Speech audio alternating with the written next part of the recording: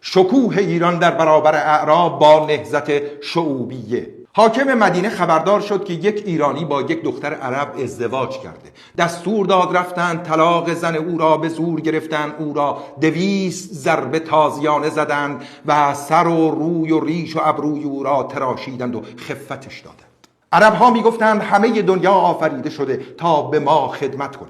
به ایرانی ها موالی می گفتند و هیچ ایرانی اجازه نداشت با هیچ دختر عربی ازدواج کند، اما هر عربی که یک دختر ایرانی را می دید حتی بدون اجازه پدر و مادرش می توانست او را به زنی خود بگیرد. اسیران ایرانی که در آنجا زندگی می کردند باید مهری بر پیشانی یا روی دست داشتند تا عرب ها بعد از اینکه اینها زبان عربی یاد گرفتند بتوانند تشخیص بدهند که اینها بندگان ما هستند. و ایرانی ها زمانی که دیدن رفتار این تازی ها با آنچه در روز نخست با شعار آن به سرزمینشان هجوم آوردند زمین تا آسمان تفاوت دارد، بنای نهضت شعوبیه را گذاشتند. یک نهضتی که در ابتدا با قلم و سخن آغاز شد که سخن سرایان ایرانی شکوه و عظمت ایران را برای عرب ها یادآوری می‌کردند و به اونها می‌گفتند ما از شما چیزی کم نداریم که هیچ، بلکه برتر هم هستیم. در همین راستا یک شاعری در دربار متوکل عباسی شعری سروده است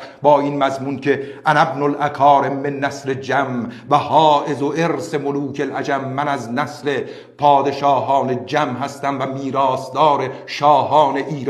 و اولاکم الملک آباؤنا، سرزمین ما را از پدرانمان گرفتید اما قدر ندانستید. فعودوا الی ارضکم بالحجاز لاکل الذباب و رعی الغنم، برگردید به سرزمین خودتان در حجاز برای خوردن سوسمار و پشه و چراندن گوسفند. شما را به پادشاهی ایرانی ها چه کار؟